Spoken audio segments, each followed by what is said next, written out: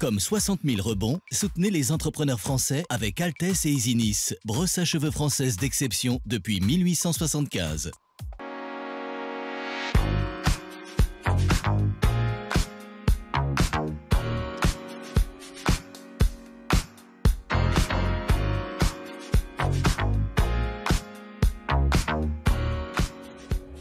Bonjour et bienvenue pour cette nouvelle émission de 60 000 rebonds sur le thème de la dynamique des réseaux. Nous sommes aujourd'hui au sein du campus HEP pour rencontrer Ronald Pia qui va nous expliquer déjà dans un premier temps comment accompagner les entrepreneurs et en quoi cette dynamique de réseau est importante dès la création de son entreprise et même bien avant.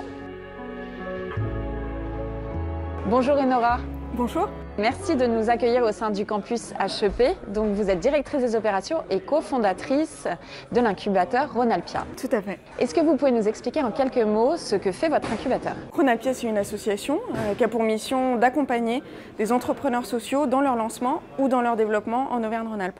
Quand on parle d'entrepreneurs sociaux, on parle d'hommes et de femmes qui décident d'investir l'intérêt général et de développer des entreprises ou des associations pour répondre à des besoins sociaux ou environnementaux. Donc c'est le lancement, un entrepreneur, un futur entrepreneur qui a une idée, un projet peut venir vous voir s'il est en lien avec l'économie sociale et solidaire. Tout à fait. Et vous l'accompagnez tout au long de son parcours et même un peu après, effectivement, dans l'accompagnement de l'entreprise? Alors on a différents programmes, effectivement, qui correspondent aux différentes phases et vies de l'entrepreneur. Un premier programme d'accompagnement de 9 mois pour des entrepreneurs en phase de lancement. On les accompagne à définir leur modèle économique, leur gouvernance, leurs produits et leurs offres. Et puis on les accompagne aussi dans leur phase de développement. Donc soit des entreprises qui ne seraient pas sur le territoire et qui voudraient venir essaimer et s'implanter sur le territoire, mais aussi dans leur phase de consolidation ou de développement. Ou de leur croissance. Tout à fait. Alors, c'est quoi pour vous justement la dynamique de réseau et en quoi c'est important? Alors pour nous, elle est centrale en tant que structure d'accompagnement, cette dynamique de réseau. Je dirais qu'elle est d'autant plus centrale dans l'économie sociale et solidaire puisque les entrepreneurs qu'on accompagne doivent savoir parler plusieurs langages, le langage du business, le langage du social, de l'institutionnel.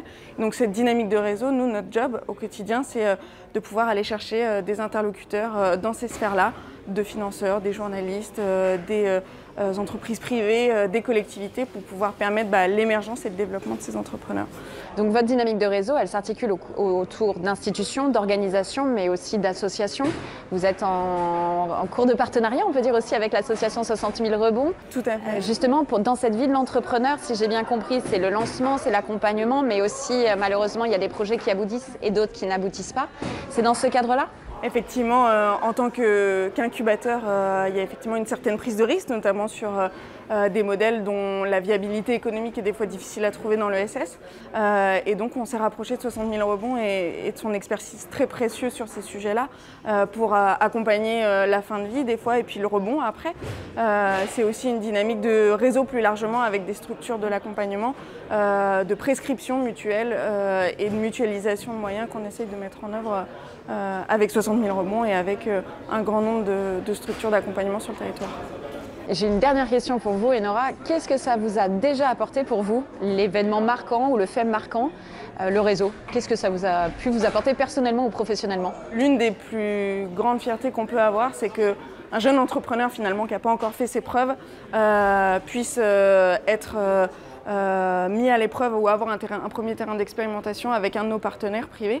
Et c'est dans ce cadre-là où vraiment la notion de tiers de confiance prend tout son sens et qu'on peut, entre un bailleur social notamment et une jeune entreprise, pouvoir lui permettre d'avoir ce terrain d'expérimentation et de rampe de lancement. Je pense que c'est des fiertés qui sont certes petites mais assez stimulantes et riches. Merci beaucoup, merci pour ce temps d'échange et puis on souhaite une longue vie à tous ces porteurs de projets et tous ces entrepreneurs et bien sûr à Ronald Pia. Merci à vous.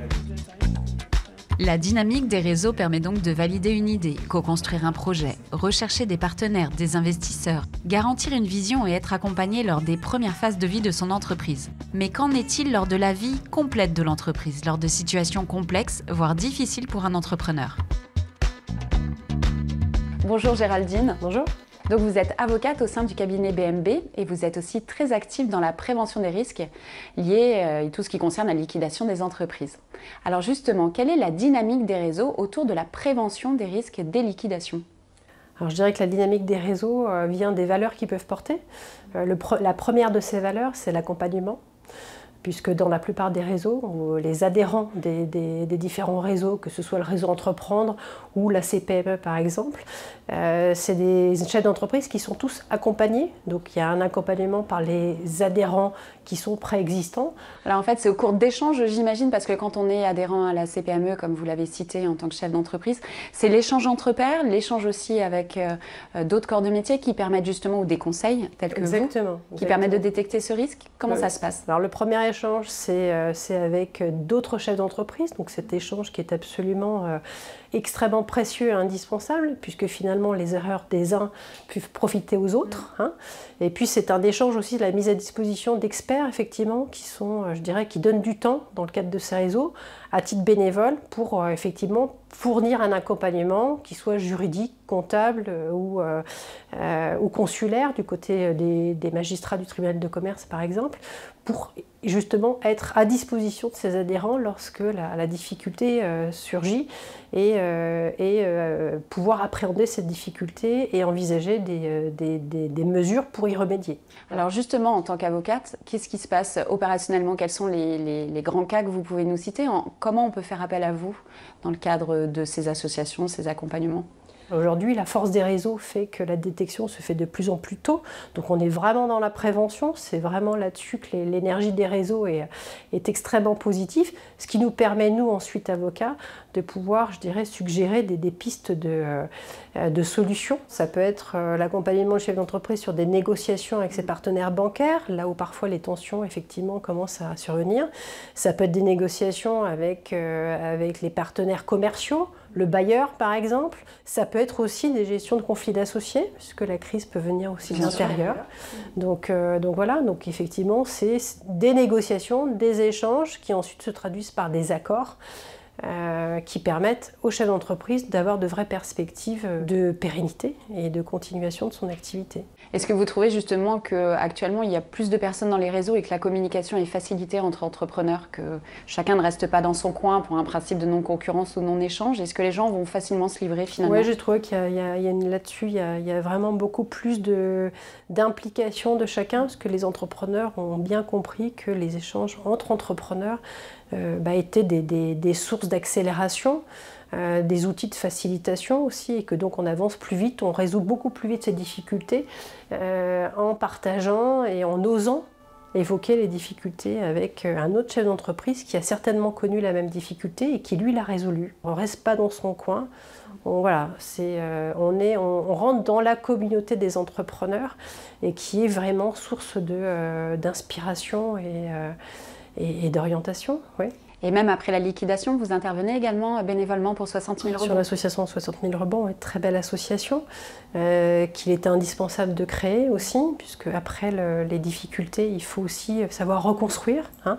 Donc l'association est vraiment là pour effectivement aider dans ce rebond du chef d'entreprise qui, pour le coup, a en général tout perdu. Merci beaucoup, merci pour votre accueil. Merci à vous. Vous connaissez tous le tribunal de commerce lors de plans de sauvegarde ou lors de liquidation des entreprises. Mais savez-vous qu'il remplit bien d'autres rôles, notamment dans la dynamique des réseaux? Bonjour Monsieur le Président et merci de nous accueillir au sein du tribunal de commerce de Lyon. Alors la première question que j'ai envie de vous poser, c'est à quoi sert le tribunal de commerce?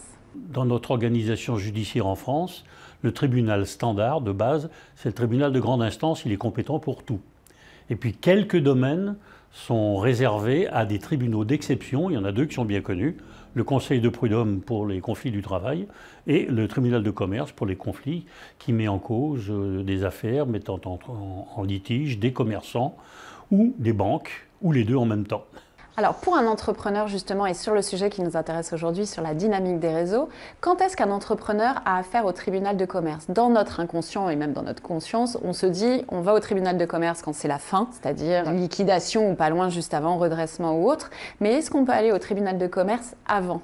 On va beaucoup au tribunal de commerce avant pour une raison simple, c'est que 70% de l'activité du tribunal de commerce, ça n'est pas les défaillances d'entreprise, ce sont les contentieux entre entreprises, les marchés pas ou mal exécutés, la concurrence déloyale, les impayés. Bon. Et puis effectivement, quand un entrepreneur connaît des difficultés ou même suspecte qu'il pourrait connaître des difficultés, à ce moment-là, on va rentrer dans l'autre métier du tribunal qu'on appelle les procédures collectives. Et ça se fait en 3 phases. Ça peut être une phase de prévention. D'accord. Et plus il vient rapidement et plus on a des chances de l'aider à sortir de la difficulté sans que personne n'en sache rien, puisque c'est totalement confidentiel. Et le cas échéant, s'il s'agit d'aller renégocier avec les banquiers, le Trésor public, l'URSSAF, que sais-je encore, des échéances, étaler les dettes ou des choses comme ça, on va le faire avec l'appui d'un conciliateur ou d'un mandataire ad hoc que je vais nommer.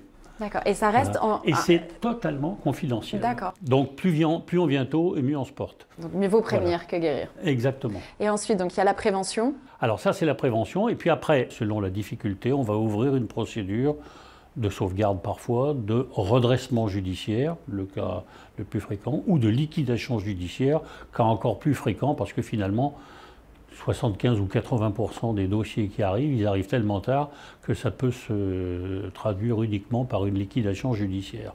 Pour faire une petite comparaison, lorsqu'on vient en prévention, on arrive avec un conciliateur ou un mandataire ad hoc à sauver l'entreprise dans 70% des cas. C'est beaucoup.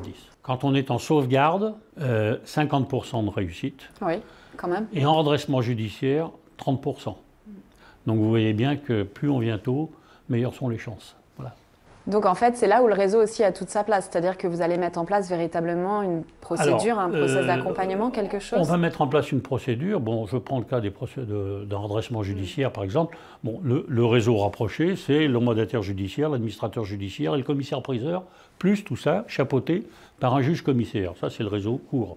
Ces administrateurs judiciaires, pour ne parler que d'eux, ils ont des possibilités d'ouverture et de contact absolument considérables. Et puis, évidemment, l'aspect réseau va jouer aussi lorsque, malheureusement, on va se trouver dans le cas où ça termine mal par une liquidation judiciaire. Et là, on va essayer de trouver des solutions réseau pour aider le dirigeant d'entreprise à rebondir. Je ne vous fais pas un dessin, ça s'appelle 60 000 rebonds. Tout à fait. Et là, véritablement, il y a aussi un travail formidable qui se fait et qui permet tout de suite, dès la sortie de la salle d'audience, d'expliquer à un dirigeant que tout n'est pas perdu et qu'il n'est pas fichu et que la vie ne s'arrête pas là.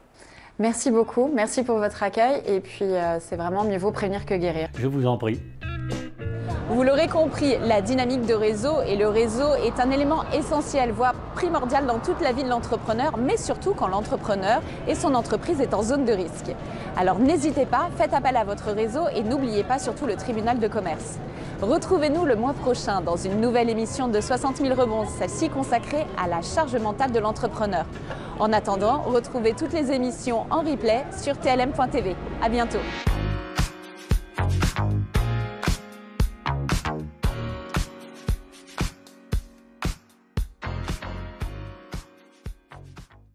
Comme 60 000 rebonds, soutenez les entrepreneurs français avec Altesse et Easynice, brosse à cheveux française d'exception depuis 1875. Tous les 2 mois, coup de projecteur